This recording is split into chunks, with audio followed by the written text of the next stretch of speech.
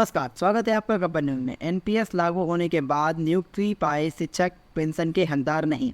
High court appeal खारिज करते हुए कहा कि भले ही शिक्षक का चयन एनपीएस लागू होने से पहले हुआ हो और नियुक्ति बाद में, इसके बाद भी उन्हें पेंशन के हकदार नहीं।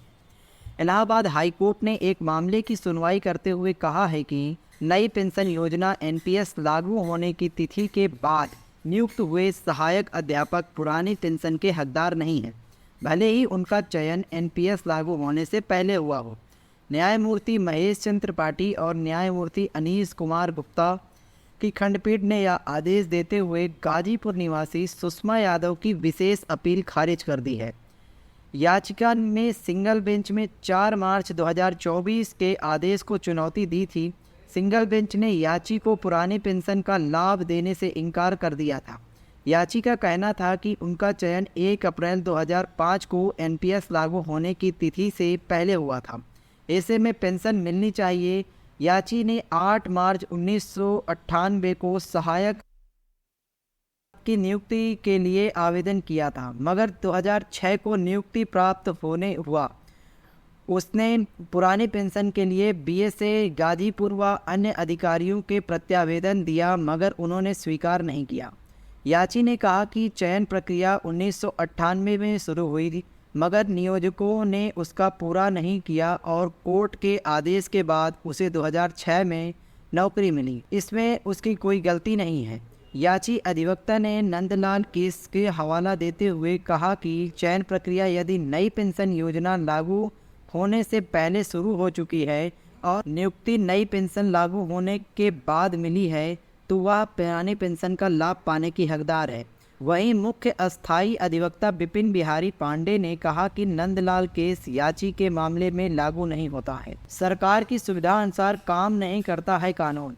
इलाहाबाद हाईकोर्ट ने कहा कि राज्य सरकार की सुविधा के अनुसार कानून काम नहीं करता है कि यदि याची का वेतन बकाया है तो उसका वेतन भुगतान होना चाहिए। वित्तीय स्थिति चाहे जो भी हो, कोर्ट व कानून इससे कोई मतलब नहीं है। न्यायमूर्ति एजे मुनीर की कोर्ट ने यह आदेश श्रीमती संतोष कुमारी की याचिका पर सुनवाई करते हुए दिया है। मामले में अलीगढ़ निवासी याची श्रीमती संतोष कुमारी ने सेवानिवृत्ति के बाद बकाया वेतन 22,69,144 रुपये का भुगतान किए जाने की मांग करते हुए कोर्ट में गुहार लगाई थी। मामले में न्यायालय ने अपर मुख्य सचिव माध्यमिक शिक्षा लखनऊ उत्तर प्रदेश से जवाब मांगा था। इस पर दाखिल किए गए हलफनामे में कहा गया कि यह मामला याचिकाकर्ता के साथ नियुक्ति 9 अन्य शिक्षकों के बकाया वेतन से संबंधित है।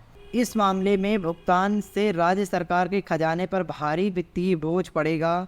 ये मामले की सुनवाई 23 मई को होगी। दूसरा मामला है दोस्तों, प्रमुख सचिव गृह पर 30,000 करोड़ का हर्जाना।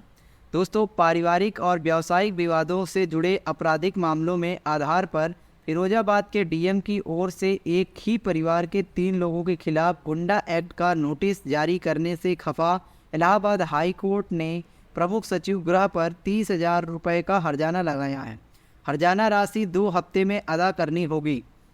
यह आदेश न्यायमूर्ति सिद्धार्थ, न्यायमूर्ति सुरेंद्र सिंह प्रथम की खंडपीठ ने याची राकेश शर्मा व अन्य लोगों की ओर से गुंडा एक्ट के तहत फिरोजाबाद के डीएम नोटिस की वैधता को चुनौती देने वाली याचिका को स्वीकार करते हुए दिया था। फिरोजाबाद के राकेश शर्मा, राकेश और राजेश वर्मा सगे भाई हैं, जबकि तीसरा याची राकेश वर्मा का बेटा सोनू उर्फ अभिषेक है। उनके खिलाफ पैतृक संपत्ति को लेकर के विवाद व मारपीट का 2 तरफा मुकदमा दर्ज हुआ था। वहीं दूसरा मुकदमा व्यावसायिक लेन देन को लेकर हुआ और तीसरा बीट पुलिस की रिपोर्ट के स्थानीय थाने पर दर्ज है। दोस्तों, शिक्षा जगत से जुड़ी हर एक खबरों को पाने के लिए आप चैनल को सब्सक्राइब कीजिएगा, क्योंकि शिक्षा जगत से जुड़ी हर एक खबर हम आपके लिए लेकर आते हैं। तो दोस्तों, मिलते हैं किसी नई खबर के साथ, तब तक के लिए नमस्कार।